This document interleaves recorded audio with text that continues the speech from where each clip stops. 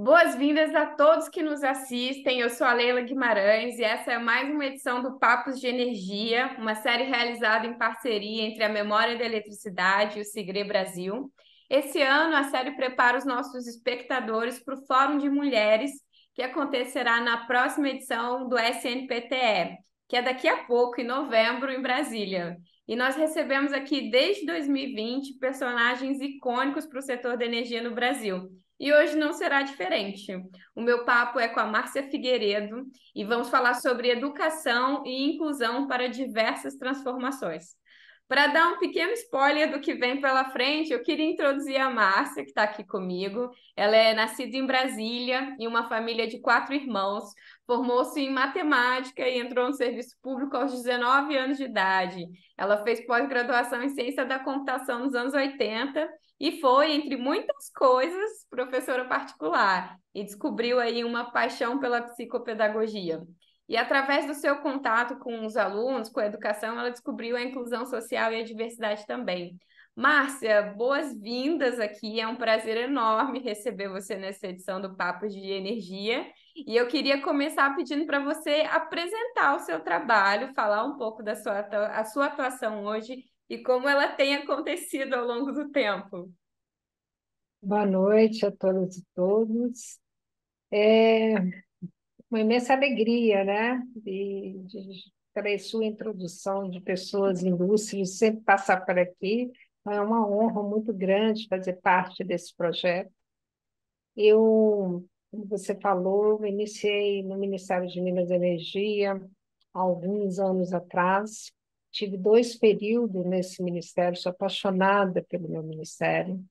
Mas também tive um período na educação, né? Eu entrei na década de 80, saí na década de 90, e aí, nesse período que eu fiquei fora do Ministério, eu me adentrei para a área de ensino, né? Fui professora de matemática por quase 22 anos. Então, eu tive aí a oportunidade, né? A minha neta veio fazer as contas uma vez. Nossa, vovó, você já teve mais de 5.000 e poucos alunos, né? Ao longo da trajetória. Então, essa correlação com pessoas, com jovens, foi uma experiência muito rica e com 2 cenários, né? Eu lecionava em escolas particulares, escolas públicas, então você tinha a oportunidade de gravitar pelos ambientes totalmente diversos e totalmente controversos, né? Onde você tinha a mesma série, dando o mesmo conteúdo, mas em ambientes diferentes. Então, no retorno ao Ministério em 2009, quando eu volto, né, ao Ministério, eu sempre tive esse olhar, né, um pouco diferenciado de motivar aos jovens, porque eu fui ser fiscal de contratos. Então, a gente vê muito a entrada no seu primeiro emprego a partir de contratos de limpeza. E ali me chamava a atenção de alguns desses jovens, 18, seus 19 anos. A gente pergunta, qual é o seu sonho? E ele não sabe bem qual é o sonho, ou ela não sabe qual é o sonho, né? Então, motivar as pessoas a pensar no seu sonho é muito interessante, porque às vezes a gente está vivendo meio um piloto automático, né? A gente não para avaliar aonde eu posso chegar, né? Até que ponto eu posso sonhar, e não é aquele sonho que evasivo, é um sonho que você pode dar concretude, de você realmente se ver, né, em algum lugar e projetar a trajetória de como você vai chegar. Então, esse foi um dos grandes desafios, fazer que minimamente que esses jovens que estavam ali adentrando no seu primeiro emprego pudesse buscar sonhos, pudesse ir atrás de profissões, não que não seja digno você entrar na limpeza, muito pelo contrário. Mas eu fico imaginando, quando a pessoa chega para você e fala assim, eu estou aqui há 40 anos, há 30 anos, né? E aí eu pergunto, e o que você, né, procurou fazer além disso. Muitas vezes a pessoa não pensou, né, e ela poderia, tem, e a gente vê que tem outras habilidades. E nesse progresso, eu, em 2017, paralela a outras atividades, fui convidada a participar de um projeto dentro do órgão, que é um projeto de inclusão, onde tem um grande comitê. Ele tem um nome russo, Kojilev, é um comitê permanente para questões de gênero, raça e diversidade, que abarca, né, não só o Ministério, como todas as suas vinculadas. Essas vinculadas seriam as suas agências, suas empresas, né? E aí vem um outro cenário, que é um cenário de você, profissionalmente, eu não tinha ainda o conhecimento técnico do jargão, né, da forma de conceituar, mas a partir do momento que eu fui procurando entender, eu fui percebendo que eu sempre fiz a diversidade, eu sempre fui inclusiva na minha vida profissional. E você vai se apaixonando, né, pela proposta, porque, num contraponto, eu vivi esses dois mundos bem diferentes. O mundo em que você lecionava para uma classe social A, os filhos, né, vinham de uma classe social, e lecionava num lugar onde os filhos vinham de outra classe social. Então, quando você começa a fazer um projeto, e aí você tem que olhar vários aspectos para esse projeto dar certo. Você, quando você vai fazer, por exemplo, um edital de concurso, e aí as pessoas dizem assim, mas para que as cotas? E eu tenho esse posicionamento com as cotas, que elas são, sim, necessárias para fazer a inclusão, mas precisa também de outros mecanismos para que essa inclusão ela seja pujante, né, com conhecimento, com pertencimento. Mas, Você já até introduziu a minha próxima ah, pergunta, é? que era exatamente essa de ver, analisando assim, do seu ponto de vista, qual, no Brasil de hoje, né? Qual a importância dessas cotas afirmativas, assim, porque a necessidade delas ainda e o que mais você enxerga de necessário nesse cenário? A necessidade que eu vejo é a oportunidade, né? Como eu estava te falando, são dois extremos de grupos sociais que, quando, por exemplo, um jovem ou uma jovem vai fazer o vestibular, mesmo que seja uma faculdade pública, é a questão da preparação do conteúdo e da oportunidade dele. Não que você tendo umas cotas, você vai estar favorecendo a uma pessoa a ter o acesso em detrimento de outra. Mas eu acho que você traz aí um estímulo para o estudo, você faz com que, é como uma corrida de 100 metros, né? Quando você corre na raia. Se você está mais à frente, você está numa raia mais atrás, a dinâmica, quando você corre, a própria aerodinâmica não está favorecendo o que está na raia mais à frente e o que está lá atrás. Ela está trazendo realmente oportunidade. Então, eu vejo as cotas hoje, você dizendo para as mulheres, para os homens, para os jovens, que corra atrás, você dá conta, assim, de fazer. E é uma representatividade, porque, como eu te falei, quando você chega para um jovem e fala qual é o seu sonho, e você vê que ele não sabe responder, é porque ele não foi estimulado a isso. Ele não foi convidado a sonhar, ele não foi convidado a fazer um plano de vida. E quando você lança uma possibilidade de cotas para pessoas que trabalham e estudam, e muitas vezes esses mesmos grupos saem 3 da manhã para chegar no trabalho às 7 horas. Então, as oportunidades elas não são a mesma, né? De quando você fala assim, não, mas o concurso público ele é inclusivo por si só. Todo mundo pode fazer um concurso público. mas nem todo mundo pode ir para uma biblioteca e se dedicar o dia inteiro só para estudar, para passar no concurso, né? Nem todo mundo pode pagar um cursinho para fazer um concurso. Então, essas pessoas, elas vão ter que ter um olhar, né, para que elas possam, pelo menos, se estimular a estudar, porque elas vão se ver representadas naquela chamada. A gente já constata, tem várias literatura, que quando você faz uma chamada, por exemplo, precisamos de empregado, aí muitas vezes você não vai ter uma mulher se candidatando, porque você está dizendo que você precisa de um empregado. Então, a palavra, ela já exclui por si mesmo. O empregado, ele pode ser considerado, né, na língua portuguesa, tanto como mulher. Mas quando você faz precisamos de empregado e empregada, ali você já traz a pessoa para, opa, há uma vaga ali para mim.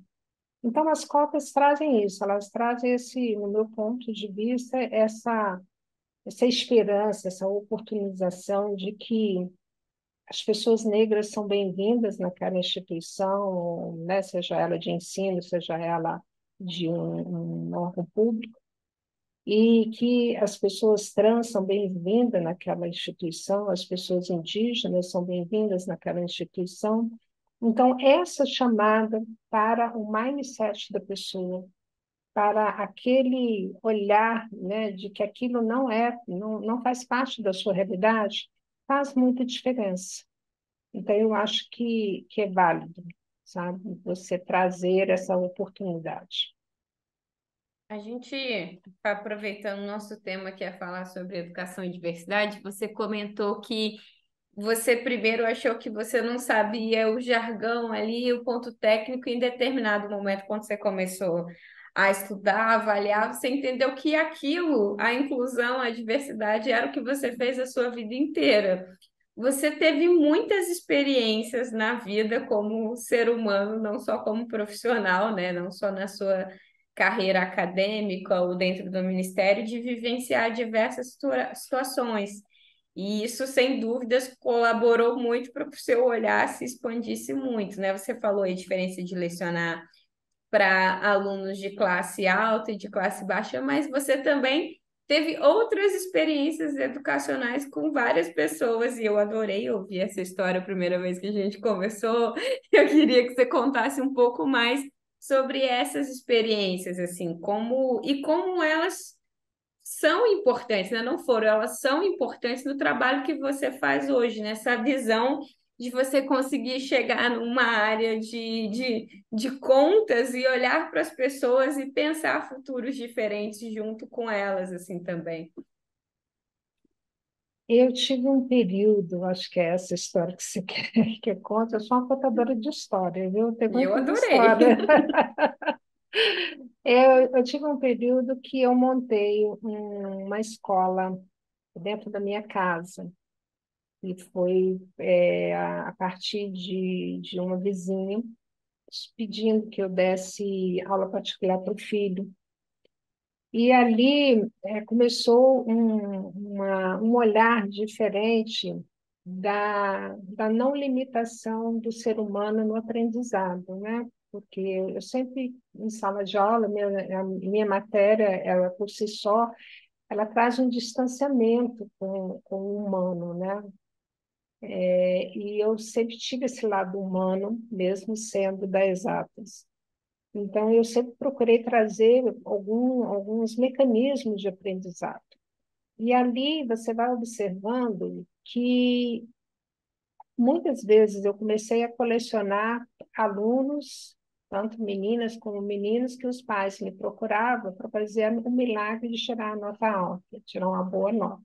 Eu comecei a ter a fama de que era uma professora que eu resolvia o problema, eu fazia um milagre. Mas, na verdade, o que que eu tentava fazer numa década ainda que a psicologia, a psicopedagogia ainda não era tão, com tantas ferramentas, né, com tanta propriedade como hoje você tem. Era exatamente potencializando que aquela criança ela se sentisse capaz do aprendizado. E muitas vezes a palavra sabe? Quando você diz você é burro. Dependendo de quem falou, da intensidade que falou, aquilo cristaliza a criança e ela não consegue ir à frente, ela não consegue ter um aprendizado. Então, eu comecei a criar uma metodologia de um caderninho de elogio, onde ela tinha que a mãe tinha que autorizar, além da matéria, eu fazer os exercícios e, muitas vezes, dependendo da criança, dependendo do jovem, tinha que ir para casa e continuar a atividade com o apoio da família. Então, a gente começou a observar que alunos que vinham para mim tirando 2, 3, depois de um período, era esse o milagre que eles achavam que eu fazia, davam, sabe, uma mudança na autoestima, mudança de acreditar que dava conta e deslanchava. A hora que percebia que dava conta, aquela criança, aquele jovem, menino, menina, eles se soltavam. Mas por que esse processo acontecia? E nem sempre era fácil, porque às vezes a mãe fala alguma palavra que machuca a alma da criança, do jovem, ou às vezes a avó, ou às vezes até um próprio professor. Então, eu ali, quando eu tentava desconstruir, aquilo não validava, porque quem era eu para dizer que não era burro, por exemplo? Né? Eu tinha crianças que se achavam burro. Quando eu elogiava que é inteligente, ficava nervoso, nervosa, porque não se via como uma pessoa merecedora daquele elogio. Muitos rasgavam até o caderninho, eu achava um absurdo mandar escrever aquilo, né? Porque a gente tinha várias palavras, né? De trabalhar o quê? Trabalhar o inconsciente da pessoa, trabalhar aquela gama, né? De processos que cristaliza. Quando você tem um grande impacto emocional, você se congela. E aquela memória, ela fica no seu campo. E para você tirar essa memória, você às vezes leva um processo de repetição, porque o cérebro ele não entende certo e errado. Ele é binário, ele é bem bit, né? Positivo e negativo. É a repetição de uma ação que vai trazer ele validar que aquilo é bom para você. Mesmo que não seja bom, mas ele entende que é bom. A repetição, né, Então, causa familiaridade. então, o jovem, quando a gente começava a fazer, e eu sempre fui muito de construir mecanismos de aprendizado. Então, por exemplo, se ensinar aritmética, que é muito abstrata, eu usava frutas. Eu comprava frutas, levava frutas e começava a falar: olha, você tem 5 mexericas. A 5 mexericas é o X. Então você coloca aí 5x, é 5 mexerica, eu colocava lá. Aí você tem 3 maçãs, a maçã é o Y, eu tenho 3 maçãs. Agora você vai lá à feira, aí eu colocava lá no cantinho, a pessoa ia lá e tinha que fazer essa somatória. Quando eles percebiam, materializava, que aquilo era a lógica do processo, da separação das incógnitas, tá? Era uma alegria, era uma festa. Então, muitas vezes, meus alunos faziam prova falando assim, mexerica, mais maçã, dá tanto. E Que ali lindo. desenvolvia o contexto, né, a percepção. Eu sempre dei a aula dizendo que eles tinham várias possibilidades. Eles podiam chegar na África de nada, era possível. Pode ser que se canse bastante, mas é possível, né? Já teve pessoas que passaram por essa experiência de barco, de remo, de navio ou de concorde. Eles escolhiam a forma como tinha que fazer aquela equação. Então, eu ia ensinando para eles que passo por passo era mais importante do que ele querer a resposta. A resposta não me interessava. O que me interessava era o processo que ele chegava àquela resposta. Porque quando ele começava a entender, ela começava a entender o processo, qualquer tipo de exercício, eles entendiam o processo, porque eles coletavam os dados, eles analisavam os dados e ali eles colocavam aquela informação. Podia até errar o resultadinho final, mas a gente olhava. E eu antes não tinha essa metodologia. um coordenador meu, que a filha era minha aluna, é que veio de uma forma muito polida, de uma forma muito elegante, preocupado com a filha, que a filha estava muito frustrada, e era uma excelente aluna, sim, mas não conseguia tirar umas notas que ele achava que ela poderia tirar comigo. Então, eu tive um período que eu era muito certo ou errado. Ou estava tudo certo, ou estava tudo errado. Não considerava. E essa pessoa, que eu agradeço muito, veio me ensinar que ter um olhar para você aproveitar aquilo que é possível aproveitar, ensinou você também a ter um olhar para a vida. Você olhar, né? Às vezes você quer a coisa daquele jeito, mas o que que é possível fazer? Então, eu comecei a ter dificuldade de corrigir provas porque eu não tinha gabarito. Eu tinha aquele olhar daquilo que eu podia considerar que o aluno conseguiu, a aluna conseguiu fazer. Então, eu aproveitava aquilo que deu dentro de uma lógica.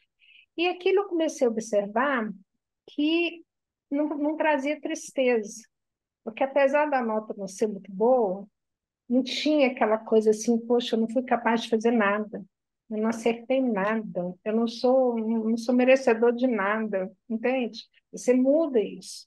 Aí você acaba o outro percebendo, e ela começa a perceber aonde errou. Então, na próxima, vai mais um pouquinho. Aí sai toda feliz, porque conseguiu, né, acertar mais um pouco. E isso foi uma sabedoria, porque eu não tinha essa sabedoria. E a partir do momento que eu comecei a ver o processo dando resultado, eu adotei esse processo no curso adiante que eu estou fazendo. E sempre trabalhei fora da caixinha. Eu lembro que a minha primeira experiência como professora, os pais achavam que eu era aluna, né? Porque eu fui muito jovem. E eu não gostava de carteira, eu sempre colocava todo mundo em roda, sempre gostei de roda. Quando eu dou curso, eu gosto de abrir com roda. E o que que acontecia? As irmãs, que eram um colégio religioso, não gostavam que eu mudasse as carteiras de lugar, um porque fazia barulho, outro porque arranhava o chão, outro porque isso, aquilo, outro. Então, eu era uma professora meio fora da caixinha e isso incomodava muito, Rebelde. né? Mas já naquela época, eu já observava que quando você coloca as pessoas numa posição circular, você já está sendo inclusivo, você já está trazendo aí as pessoas a se olharem na mesma hierarquia, se olharem na mesma potencialidade, né? E isso é muito bom. E eu fazia muita a monitoria, que hoje é tão, né, tão falado da monitoria, exatamente com aqueles que eu entendia que nunca acharia que seriam monitores. Então, eu olhava, aí, não, eu sou bagunceiro. Eles mesmos, elas mesmas se autodeclaravam, né? Não, eu não sei isso. Eu falei, por isso que você vai lá ensinar. Então, na hora que você ensinar, você aprende. Entende? E foi uma outra sabedoria de uma outra pessoa maravilhosa, que foi um francês chamado Monsieur Gerard, quando eu fiz minha primeira especialização, para totalmente ali baforada com os erros de uma programação COBOL, e ele chegando, né, na minha sala perguntando o que que era aquele tanto de papel que estava ali, eu explicando para ele, né, ele sorriu, ele falou assim, você quer aprender Fortran? Aí eu, Fortran, eu vou aprender, mas não, o COBOL já é ultrapassado, nem aprender Fortran.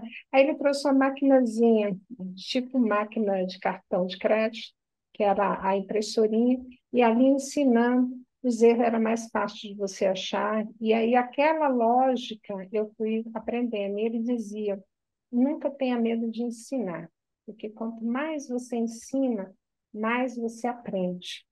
Entende? Não existe, brasileiro tem o pulo do gato, não existe pulo do gato. O pulo do gato é que você, ao ensinar, nunca o outro vai chegar ao nível que você, porque cada vez que você ensina, você aprende algo novo. Entende? Então, essas pessoas, eu coleciono pessoas, assim, amigas, pessoas queridas ao longo do caminho, sábios ao longo do caminho, pessoas que foram me trazendo eu tenho um projeto chamado Transformar o Olhar. É aquele que você sai do ponto de observação e passa a ver. A melancia, ela pode ser um ponto ou ela pode ser uma melancia, depende, né? Se ela estiver em cima da mesa, ela é uma melancia. Mas se você colocar a mesma Uhum. melancia do outro lado da rua, ela já não vai ser tão uma melancia. Se você colocar ela não sei quantos quilômetros e você foi lá e colocou e pediu alguém para olhar, não vai ver a melancia, vai ver um ponto. Então, tudo depende do observador, tudo depende de onde eu estou, como eu estou, né? Para que você possa realmente avançar. E essa pauta hoje tão assim aclamada de diversidade para uma inclusão, visando uma equidade, ela traz isso, ela convida a gente para sair, né, de um ponto de observação para que você possa ver outros cenários, outras formas, né, de se relacionar com o outro, de abraçar, né, essa diversidade, que todos somos diversos, todos E somos é, diversos. é incrível isso você falando assim, né? Ouvindo você contar a sua história, que você fala do ensinar, o aprender ao ensinar, né? O se preparar sempre você tá. Mas como isso transformou você também, né? Enquanto você transformava a vida de outras pessoas, e eu não tenho dúvidas de que você não transformou a matéria de matemática. Essa mudança de olhar é uma transformação de vida, esse ensinar o caminho e não só ensinar a resposta, ensinar a trilhar, a fazer a busca, isso é uma transformação mental para a vida. Isso também é transformando você, né? A cada coisa que você observar. Sim, Isso sim. mostra a importância do diálogo, né? Eu acho que isso é um ponto que, quando a gente fala de educação, de diversidade e de inclusão, às vezes todo mundo acha que é só trazer para perto, mas não se importa no ouvir, no aprender com o que o outro tem a dizer, porque às vezes fala, fulano não sabe nada. Não existe o não saber, né? A experiência de cada um já é um grande saber, né? E isso, essa Não, escuta, né? Esse não processo existe. falta. Nós fizemos um trabalho num órgão há um tempo atrás, em que a ideia do projeto foi exatamente entender o porquê da não produtividade daquele determinado setor, né? Havia uma repressão de processos que tinham prazos, que tinha que ter um andamento e não estavam atingindo aquela meta. Quando eu fui convidada a coordenar o projeto, a primeira pergunta que eu fiz para a pessoa que me convidou é se eu teria autonomia de fazer a atividade sem restrições. Eu podia, né, realmente ser criativa, fazer aquela observação. Primeiro foi feito um diagnóstico, acho que tudo passa do diagnóstico, não adianta você querer entrar num setor para implementar algo se você não conhece o que está acontecendo naquela atividade, o que precisa, quais são as forças, né, quais são as fraquezas. Então, ali eu fui entendendo que aquelas pessoas estavam machucadas em vários níveis, de várias formas, e aquele machucado era do grupo. Tinha pessoas ali que faziam parte da história, de alguma história, que eu não sabia ainda qual era a história, mas era claro de que havia uma dor, sabe? Uma dor no grupo de trabalho. Como que você trabalha a dor do grupo de trabalho? Trabalhando o grupo, com movimentos, com dança. Então, comecei a tirar o grupo do ambiente de trabalho, eu comecei a levar para outros ambientes, para que a gente pudesse fazer outros tipos de vivência. Eu tenho uma formação em bioenergética, então a gente foi fazer uma outra bem surreal. E algumas pessoas se recusaram a fazer porque acharam que aquilo era coisa de maluco, não dava certo, sabe? Mas foi muito engraçado, porque quem continuou, porque não, eu pedi que não fosse obrigado, mas quem se dispôs a fazer o processo chegava na agência de forma diferente. E aí aqueles que se recusaram a fazer o processo iam lá para, para entender o que estava acontecendo, porque eles viam a mudança do grupo, entendeu? Via que o grupo estava mudando, via que as pessoas estavam mudando. E a gente foi fazendo um conjunto, um projeto para a mudança do espaço ali que se apresentava. E tinha vários problemas de estrutura, vários problemas de relacionamentos e tal. Então, foi quase um ano e meio de projeto, de 15 dias. A gente fazia essa visita, eu mais as colegas, a gente fazia o plano do transformar um olhar, e realmente foi transformada a agência, foi transformada as pessoas, os processos não se represavam mais, todo mundo estava mais confiante de executar aquela tarefa, apesar de um incidente que teve, aí a gente identificou o problema, foi um problema estrutural, de confiança, rompeu-se a confiança do grupo, e aí a gente tentou resgatar isso daí, ouvindo, fazendo a escuta, entendeu? Era um momento que eles lá fora, a gente dizia que podia falar, que podia se expressar, que ninguém iria lá contar no RH ou contar na alta direção para reprimir. Então, quando as pessoas começaram a ter confiança de que aquilo era um lugar seguro, que ali realmente a gente podia fazer uma construção, houve uma mudança aos poucos de comportamento, entendeu? E é lógico, a gente ia dirigindo o processo para não sair de um controle, porque não era uma terapia, era um processo de autoconhecimento, mas de estrutura da, do arcabouço do indivíduo, né? Porque nós temos os dois anjinhos, o bom e o mau, mas a gente só vai conseguir apagar a bice de um ou de outro quando a gente consegue o centro. Então, a gente começou a aprender a meditar, fazer alguns exercícios de respiração, coisas bobas, mas que começou a trazer uma mudança desse grupo, muito positiva, né? Então, quando eu trabalhava com os meus adolescentes, a gente também praticava isso.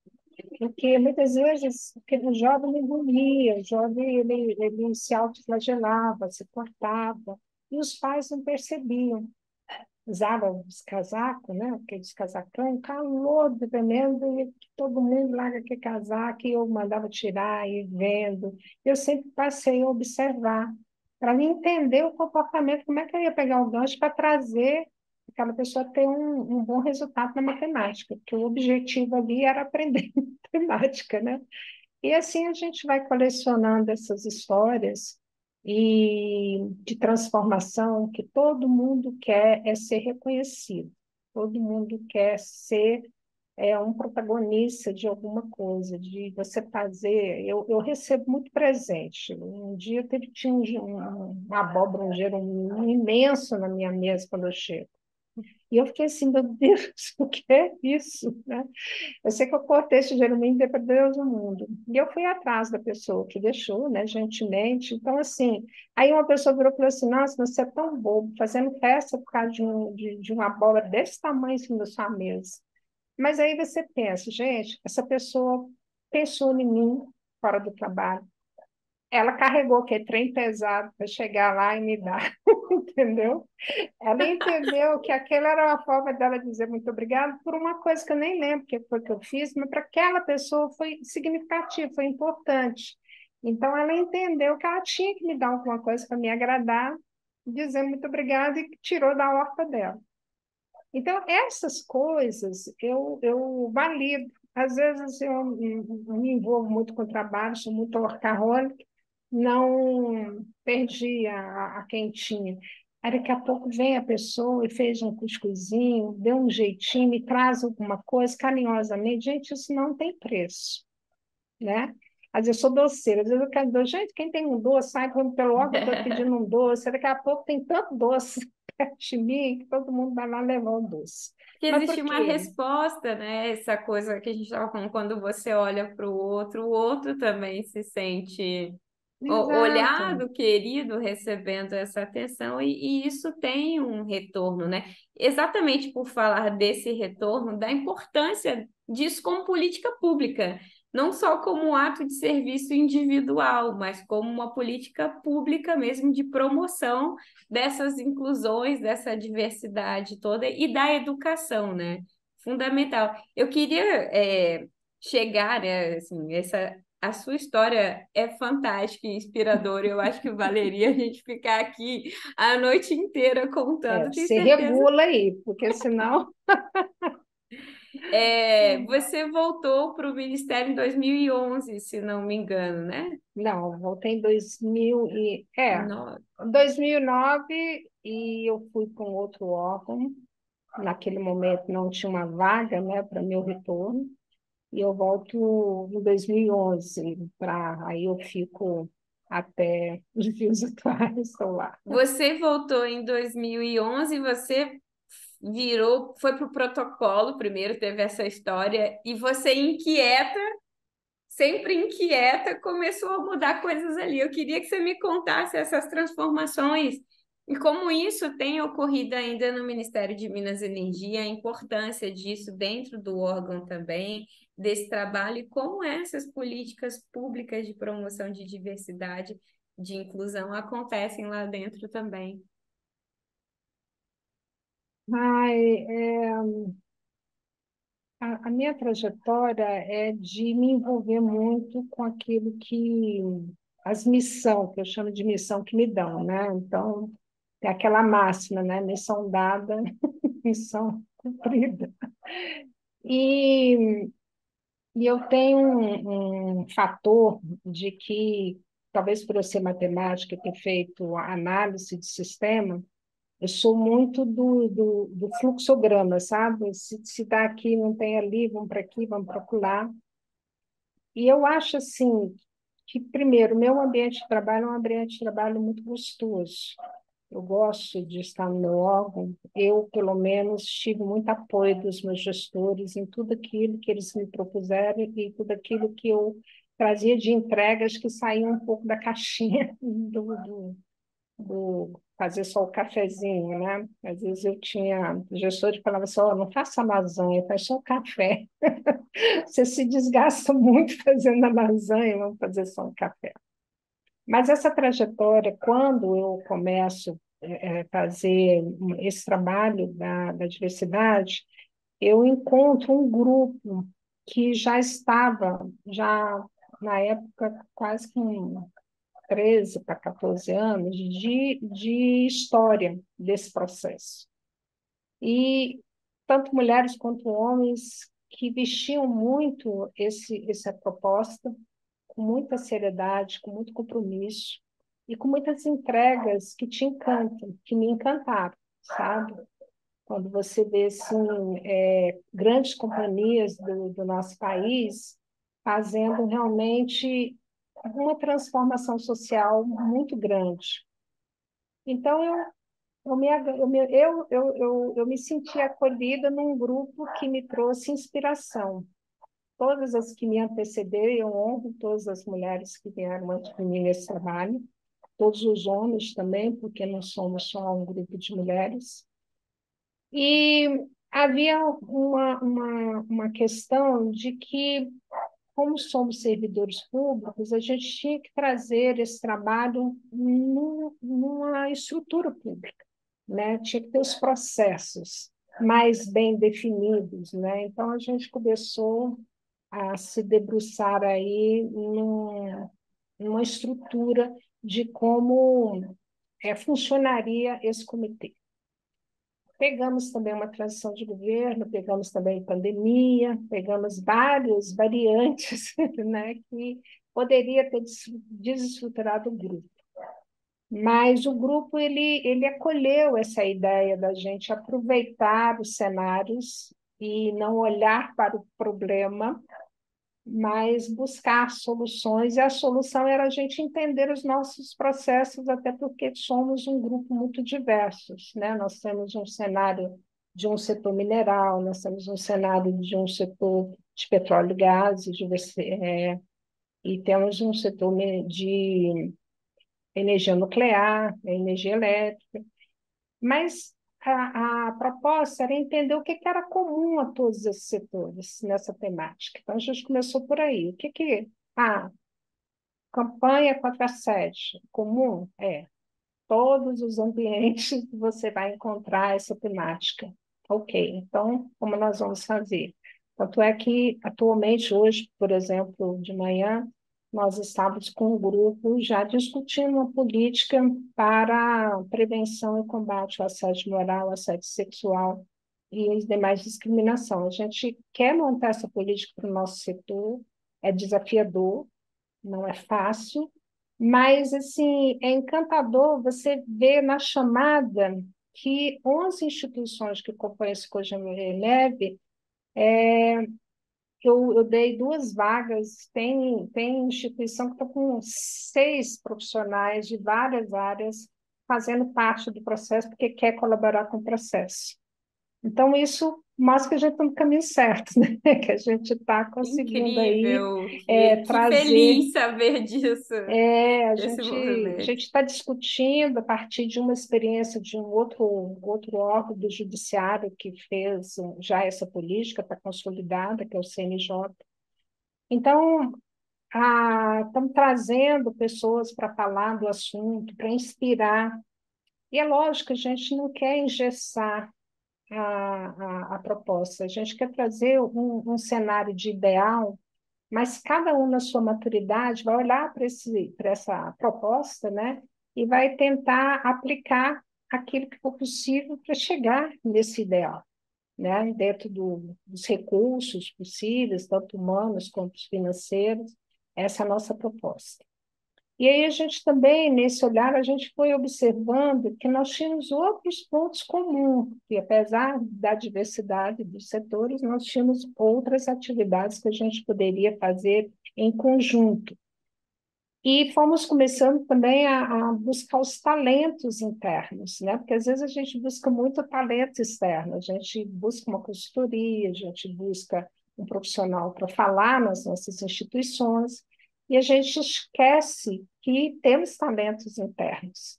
Então, quando a gente começou a dialogar com os nossos talentos, acho que trouxe também esse empoderamento, né, de você ser validado, valorizado, valorizada. Então, nós observávamos que nós já tínhamos doutoras em gênero dentro das companhias, mestras dentro da companhia, que, ao longo dessa trajetória, se debruçaram realmente, porque eu tenho muito orgulho de dizer que as empresas do Ministério de Minas e Energia corroboraram muito com essa pauta de diversidade e inclusão que hoje tem no país. Nós começamos com uma chamada da então ministra Dilma Rousseff, onde convocou, conclamou, né, as mulheres das empresas para participar da primeira Conferência Nacional de Política para as Mulheres, para criar o Plano Nacional de Política para as Mulheres. Então, foi atendido, né? Na época, éramos quase 26 instituições. E dessas 26 instituições, praticamente todas atenderam essa convocação. Em 2004, começa esse comitê. Esse comitê começou em 2004.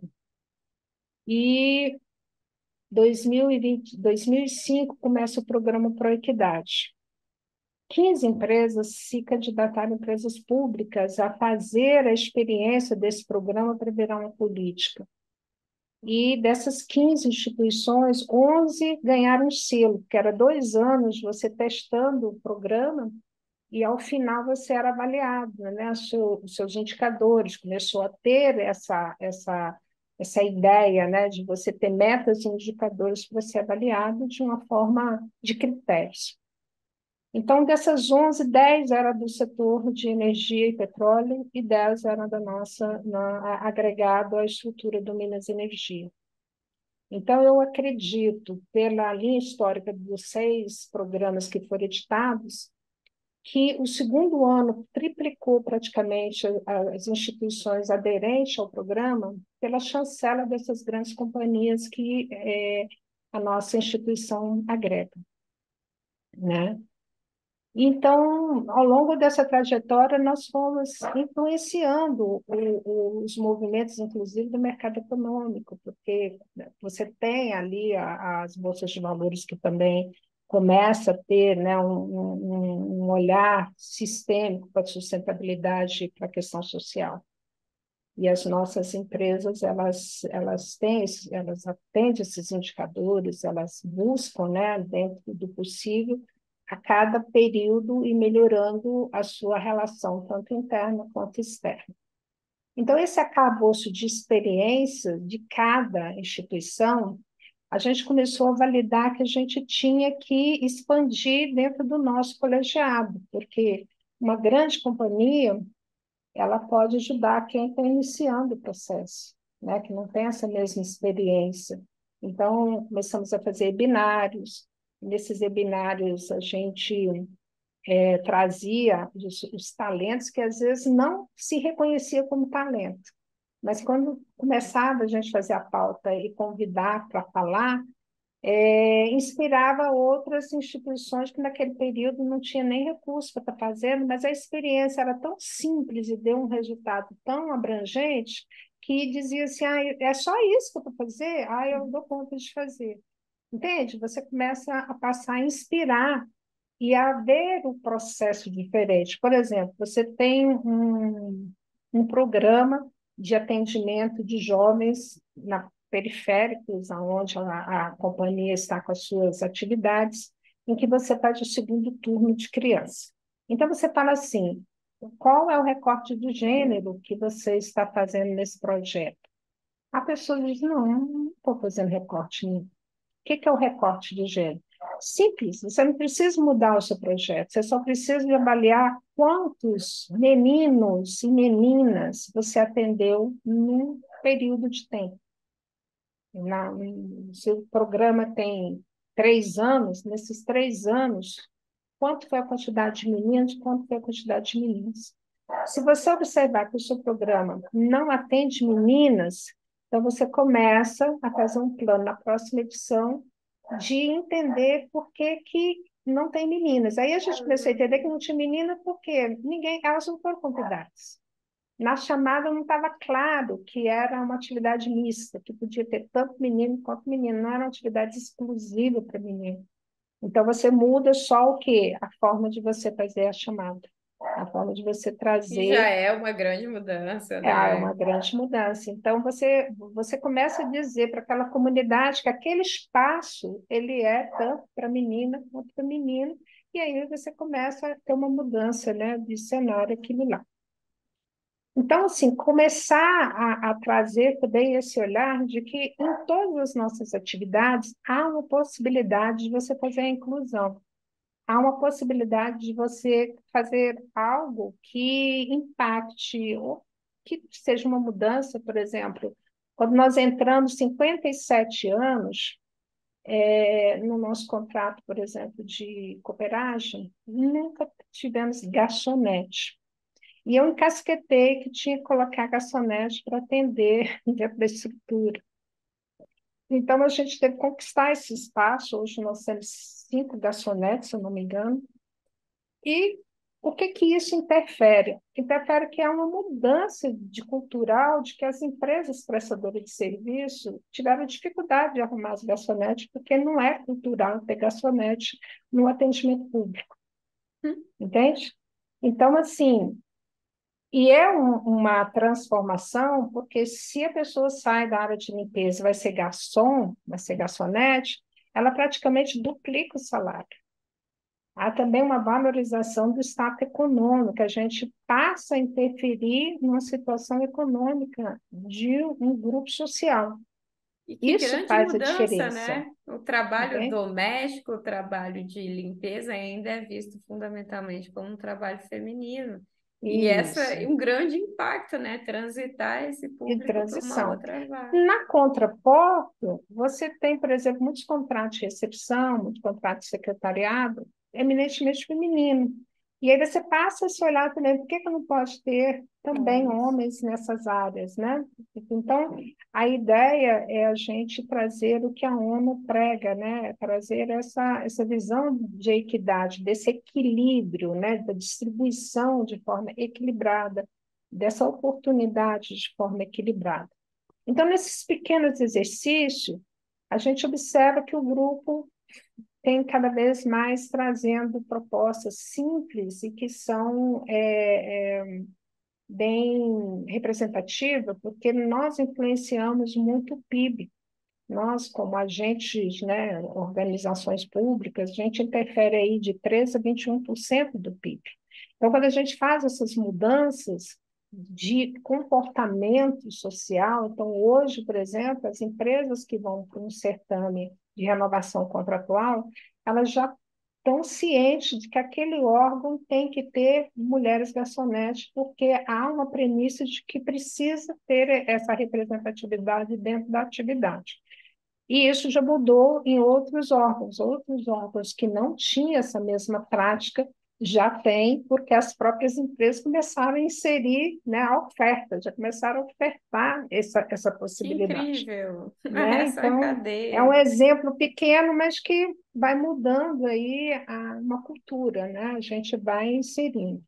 E é uma vanguarda, né? Você falou que esses projetos na linha do tempo começaram lá em 2004, 2005, os Objetivos do Desenvolvimento Sustentável só chegaram em 2015, né? Que tem todas essas metas aí da Agenda 2030 e vocês já estavam há muito tempo olhando para isso. E incrível essa resposta do lado contrário, né? Quem vem oferecer o prestador de serviço começa a espalhar isso para outros clientes e mudar uma cultura inteira.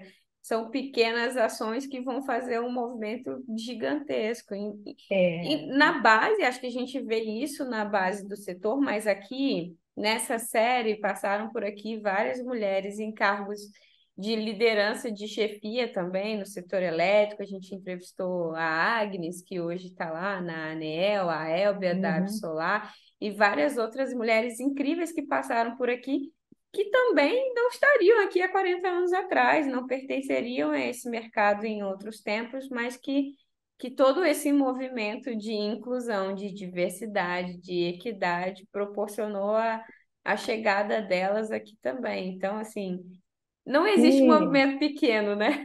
não, não, elas foram minhas colegas de um período, né, que estiveram conosco também no Ministério e empreenderam, né, esse conceito de validação da análise curricular para que pudesse dar essa oportunidade, porque hoje nós temos esse grande desafio no serviço público de mudar a cultura, né? Mudar a cultura que sentido? São setores, na verdade, que por um grande período de tempo as universidades elas eram mais colhidas por homens. Então a maioria, né, dos meus chefes e de pessoas que eu passei só nessa segunda etapa, 15 anos, são homens, né? Então, você não vê neles o hábito de buscar o análise de um currículo feminino, porque onde estão essas mulheres? É a pergunta que muitas vezes fazem, né? Cadê essas mulheres?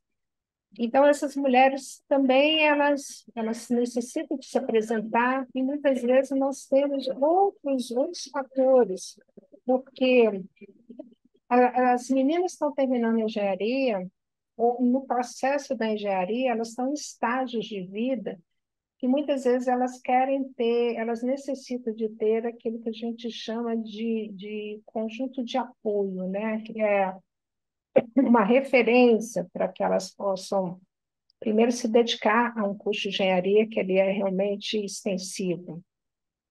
Quando você se forma, você já tem filhos, você já não quer uma jornada de trabalho que muitas vezes impacte você na dinâmica de se dividir ao trabalho e também cuidar Exato. dos filhos, que é bem puxado. Então, nisso, a gente está tentando desenvolver um projeto de trazer para os setores uma possibilidade de fomentar essas empresas, não só as nossas, mas as empresas do setor como um todo, a investir mais na educação técnica e tecnológica, a bolsas de estudo, né, universitário, a pesquisa, porque a gente só vai mudar esse cenário mudando a base. Então, nós tivemos uma outra oportunidade, um outro projeto, em parceria com o MEC, de, de revisar uma cartilha da energia que está no nosso site, onde essa cartilha, muito bem feita pela equipe do Ministério da Educação, uma curadoria maravilhosa. O que, que eles fizeram? Eles fizeram a curadoria de filmes, pequenos curtas, né? Que traziam essa questão da relação com a energia. A maioria deles vem da Eletrobras, inclusive os filmezinhos. E nessa curadoria fizeram um plano de curso de gênero para que, desde a base do ensino fundamental até o ensino médio técnico, os professores tivessem um roteiro de estimular as meninas e os jovens, principalmente os jovens negros, a quererem, a gostarem das áreas da exata, né? Que são chamadas áreas de STEM, que é a matemática, a ciência e a engenharia, né? As tecnologias. Isso é imprescindível, porque se realmente a gente não oportunizar o interesse, né, de que qualquer pessoa pode fazer um foguete, qualquer pessoa pode desenvolver um caminhão, qualquer pessoa pode fazer o que quiser, né, dentro da imaginação a gente pode criar tudo, e a criança ela é imaginativa por natureza, estimulando, então, e fomentando também as escolas técnicas. Eu sou apaixonada pelas escolas técnicas, eu valido muito, porque a gente volta à minha fala lá do sonho, né? Quando você oportuniza os jovens de rendas em que você pode ter a oportunidade de fazer um Senai, você pode fazer um IF, você está dizendo para aquele jovem que ele vai sair dali empregado com uma qualidade, né, de vida, porque ele vai ser bem referenciado no mercado de trabalho.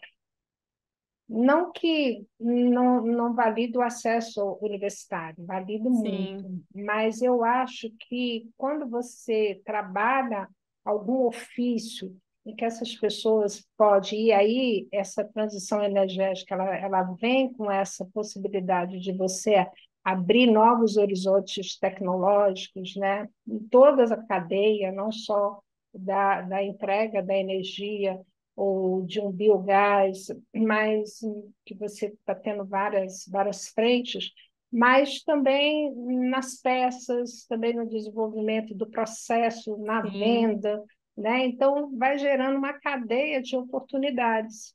A E a gente gente, observa que é um cenário que está crescendo as mulheres também, né, nesse ponto, mas ainda muito pequeno, né? Só na América Latina a gente só tem um percentual de 30, aliás, eu não acho nem a dada nem da América Latina, acho que é do mundial, né? 32% apenas de mulheres no setor, setor, né, que está aí fotovoltaico, eólico, até o eólico tem um percentual ainda menor, mas você já vê mais meninas se interessando nesse processo. E aí, só para pontuar, um projeto que foi feito por uma secretaria, que é chamado Programa de Energia do Futuro, que tem uma parceria internacional, e foi provocada a fazer um recorte de gênero.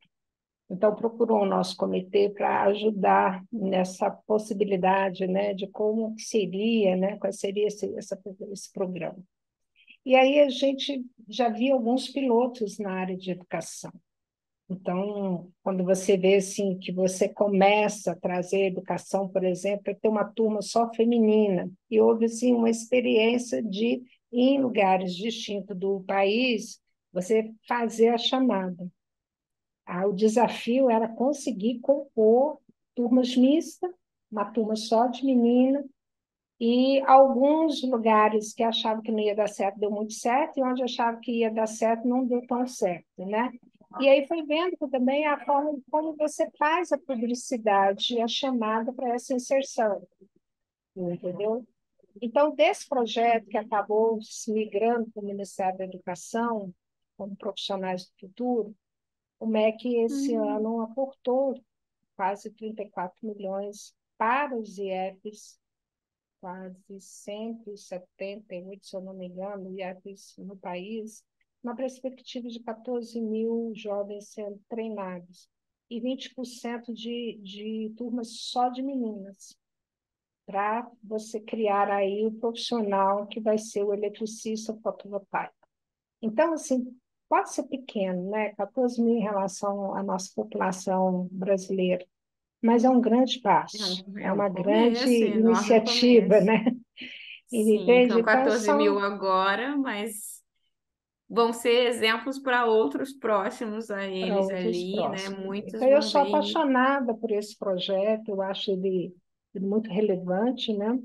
E começou de uma discussão de possibilidades, né, de como trazer uma visão num projeto finalístico muito técnico, que está com outro olhar, tem uma outra proposta, e ali você incluir o que a gente chama de um recorte de gênero.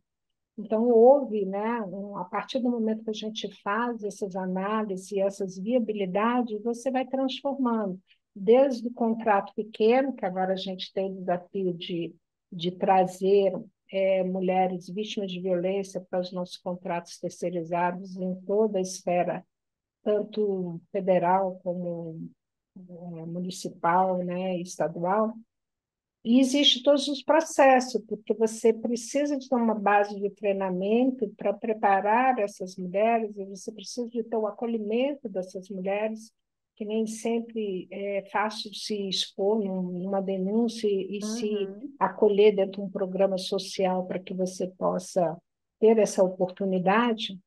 Mas o Senado começou essa experiência, hoje virou um artigo de lei, né, e que é uma experiência desafiadora no sentido de você, dentro da estrutura, você compor todos os componentes para dar certo, para você atingir, para você ter essas pessoas de uma forma sigilosa, que não exponha essa mulher dentro do grupo de trabalho. Então, Há outras violências, né? tem todo um contexto, né, a qual você tem que preparar.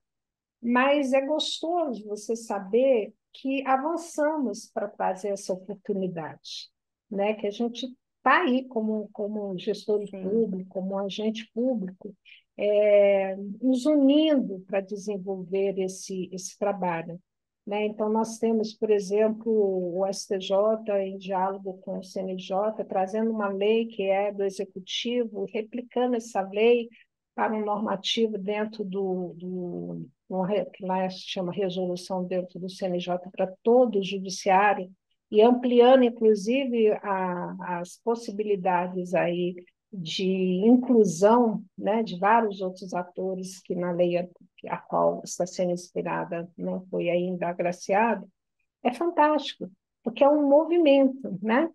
E nesse movimento, a gente acabou se unindo numa rede chamada Rede Equidade, que nós somos hoje 11 instituições públicas do Poder Judiciário, do Executivo e do Legislativo, que foi uma chamada de agregar grupos, né, que pudesse estar desenvolvendo esse olhar para a política pública.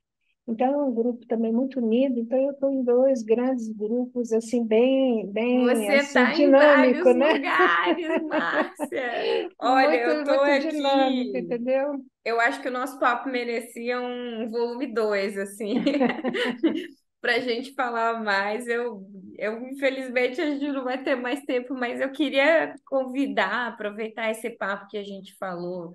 Você falou dessas oportunidades de mulheres, eu lembrei de várias outras conversas que eu tive aqui, com a Lilian Queiroz, da Eletronorte, falando sobre exatamente essa necessidade de capacitação de mulheres no setor elétrico, que não só engenheiras elétricas, mas que fossem recepcionistas, que fossem da comunicação, que fossem da administração, do marketing, de várias outras áreas que também formam o setor, né? Advogadas, ainda assim, ainda é uma formação feminina que vai fazer esse serviço para o setor. A Elbia e a Agnes também falam sobre a formação do chão de fábrica, de ter projetos sobre essas mulheres para preencherem vagas no mercado, que o mercado não é só engenheiros, você mesma aí, uma matemática ocupando esse posto de gestoras em várias áreas. Então, eu convido a quem está nos assistindo também para assistir os outros episódios da série, de refletir com essas conversas. A última convidada que a gente teve aqui é a Aline, da EPE, que é uma química também, que está lá atuando hoje na empresa de pesquisa energética, falando sobre vários que foi uma estudos, líder também do comitê interno da EPE, que faz parte do Cotonete. que veio Um, da formação técnica. Ela tem um isso. histórico de ter passado pela escola técnica durante o ensino médio, então tem histórias assim inspiradoras que eu convido todos, assim como a sua, para conferir o resto dessa série, que eu fico muito grata e feliz de ter a oportunidade de conduzir aqui para conhecer histórias como a sua. A gente conversou antes, eu já te disse, eu não tive a sorte de ser sua aluna, infelizmente, mas queria muito ter Que tido essa bom. oportunidade, mas também sou grata. Você está em Brasília, que é uma cidade que mora no meu coração. Eu vim de Brasília para o Rio de Janeiro há 12 anos atrás e morro de saudade. Ah, minha filha está aí no Rio. Tá. Eu tenho uma gratidão imensa assim por outras masters que eu tive na vida, que foram outras professoras inspiradoras que me mostraram caminhos. Assim, eu saí lá do interior de Goiás e estou aqui hoje graças à minha professora de história, à minha professora de matemática, pessoas que mudaram a minha visão de mundo, que me fizeram enxergar outras histórias para mim. Além de enxergar outras histórias através dos livros, através das resoluções que fizeram enxergar outro caminho de vida. E como isso é importante, assim, eu queria agradecer imensamente por você compartilhar um pouquinho aqui. Acho que tem muita história que você não contou aqui que merecia ser contada, de como você era linha dura também, como você conseguiu colocar muita gente no eixo. Mas eu É, agradeço muito, muito, assim, por você compartilhar com a gente, que outras pessoas que estejam assistindo, que se inspirem, porque de verdade eu acho que ouvir uma história dessa, uma trajetória dessa, já é, assim, uma inspiração enorme que, enfim, tenho palavras para agradecer em nome da memória e do Sigre, a Carla Damasceno, que organizou tudo com a gente, a Cláudia Trigueiro, que é diretora da memória também. maravilhosas. Eu, Obrigada pela sua participação, por responder sim aqui, por vir com a gente. Queria que você encerrasse aqui também, dando as suas palavras finais, assim, e muito, muito obrigada. olha, eu só tenho a agradecer pelo convite, agradecer a Carla, toda a equipe do Sigrei, que, sinceramente, assim, eu recebi o convite, eu não as conhecia, tive a oportunidade de conhecê-las, né? E rapidamente a gente está batendo um papo, vamos fazer com certeza várias parcerias. Vamos. Mas o que eu posso te dizer é que cada dia eu aprendo algo novo. Eu descobri que eu sou muito preconceituosa, inclusive, e isso trouxe assim acho que todos somos, né? Mas quando você vai tomando essa consciência, você se alta assim, meu Deus, mas eu ainda faço isso. Nossa, mas como é que eu tive coragem de dizer essa palavra? Até porque eu venho de uma era que algumas jargões, algumas formas coloquiais de falar tinham uma outra conotação da fala, né? Então, hoje, quando você fala, você realmente tem que se reconstruir, se refazer, porque já não deveria ter sido nem no passado, e hoje tem o grupo social, ele está dizendo, olha, isso aí não é legal. Mas desconstruir isso também não é muito fácil, porque eu tive que aprender quando um branco casa com um índio, né? Qual é o fenotipo que tinha, não sei o quê, isso caía na prova, né? Então, você Sim. chamar isso, aquilo outro. Então, assim, essa trajetória também traz essa desconstrução de algumas ações e palavras e maneira de você dizer inadequada. né? Então, quando eu vou fazendo os cursos, quando eu vou promovendo, eu estou me reconstruindo constantemente. Então, eu só tenho a agradecer essa oportunidade, desse convite que chegou de uma forma que eu não sabia nem que eu estava sendo convidada, muito menos que eu já estava nomeada para fazer essa tarefa, Se foi intimada, e foi intimada. E eu abracei com muito carinho e eu coleciono, a partir daí, amigas e amigos. Aqueles que não estão mais conosco, que se vier ouvir esse áudio, eu só tenho a agradecer a oportunidade do encontro. Eu, por exemplo, não te conhecia, né? Nós estamos num encontro tão sim. gostoso e isso com certeza reverbera. Então, eu tenho colecionado muitas experiências boas, muitas pessoas lindas de cores, de tamanhos, de profissões, né? De expressões. E hoje a gente coordena quase 33 pessoas dentro do grupo, mas são pessoas assim muito especiais para mim. Cada um tem sua característica, cada um tem seu jeito de ser, e dentro de um órgão que também está se transformando, que também está se apropriando dessa magnitude, né, de partes da sua estrutura, que tem assim aguerridamente procurado mudar histórias, né? Então, eu tenho um prazer muito grande de estar aqui com vocês. É um bate-papo da minha vida. Eu não estou aqui falando em nome da instituição, mas a instituição, de certa forma, faz parte da minha história, Sim. né? E Então, você é parte da história da instituição, sem eu dúvidas. parte da história da instituição, com certeza, né? Então, eu acho que representa muito esse quadro lindo que está aí à volta, a sua, né? Que é essa diversidade de cores, de saberes, de possibilidade. Então, que bom, não conhecia esse projeto também, a oportunidade de conhecer o projeto, que é maravilhoso, dá esse espaço de fala, dá essa oportunidade da gente contar o que estamos fazendo, porque às vezes parece que a gente não está fazendo nada, né? Mas conseguimos já avançar em muitas coisas, em muitas normativas, em muitas formas de atuação, influenciando outras instituições, outras empresas, outras comunidades, né? Então, isso para mim me encanta, porque eu sempre digo para todos, onde quer que a gente esteja, a gente é um agente de transformação.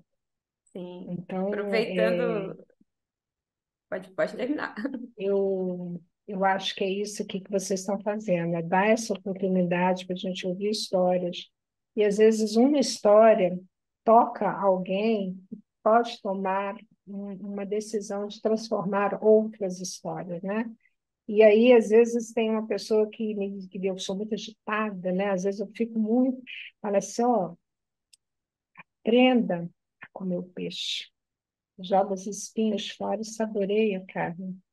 Minha avó dizia isso, eu não entendia. Márcia, Márcia, come peixe com sabedoria, não se engasgue com os espinhos, saboreie a carne.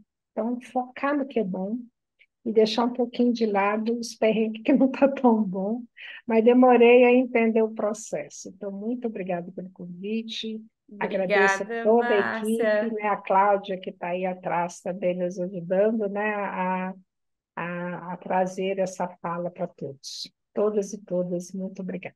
Muito obrigada, Márcia. Olha, todo mundo está aqui convidado. Em novembro a gente tem o SNPTE em Brasília esse ano e teremos lá o Fórum de Mulheres. Entre as convidadas intimadas está você lá. Teremos várias outras personagens que passaram por aqui também. Convido a todos a conhecer mais o trabalho dos comitês do MME, a conhecer o trabalho do Sigre Brasil, que está aí desenvolvendo várias pesquisas, e a Memória da Eletricidade, que daqui a pouco faz aniversário em outubro também. Você falou um pouco sobre esse contar histórias. A Memória é um centro de memória do setor elétrico que acredita que contar as histórias das empresas conta a história do país, porque a gente conta a história de pessoas, assim como a sua, né? A gente tem um programa de história oral com mais de 300 depoimentos, né, de pessoas que ajudaram a construir esse mercado. E esse mercado ajuda a construir o desenvolvimento econômico, social do Brasil, enfim, a transformação energética, o desenvolvimento urbano. A gente tem várias histórias incríveis de coisas que foram criados por pessoas, né? As empresas são feitas de pessoas, então essa é o nosso grande mote, né? A gente fala que a E, memória é uma linha de transição no tempo, né? com Então certeza. essa linha de transmissão, né? É gente contando história e construindo esse país junto. Então, muito obrigada por você fazer Leila, parte eu vou dessa só história. pedir para, não sei nem se, né, mas uma coisa que o governo trouxe maravilhoso foi que constituiu em todos os órgãos uma assessoria de participação social e diversidade. Isso foi assim, uma demonstração de que a pauta vem para ficar. No Minas Energia, nós temos um assessor maravilhoso, um jovem mestre, que tem assim, uma energia gostosa e, com certeza, vem para ajudar a gente a avançar um pouquinho mais. Então, eu acho que esse vale a pena a gente parabenizar a iniciativa, né? Porque estava faltando isso. Estava faltando a gente ter alguém na alta liderança para dialogar, para levar essa pauta e dar a importância que ela precisa. Ótimo, Márcia. Obrigada, gente. Todo mundo que assistiu a gente. Até a nossa próxima edição do Papo de Energia. Continue nos acompanhando. Siga aí as redes do MME, do Segre Brasil e da Memória da Eletricidade. E até mais. Tá, muito obrigada.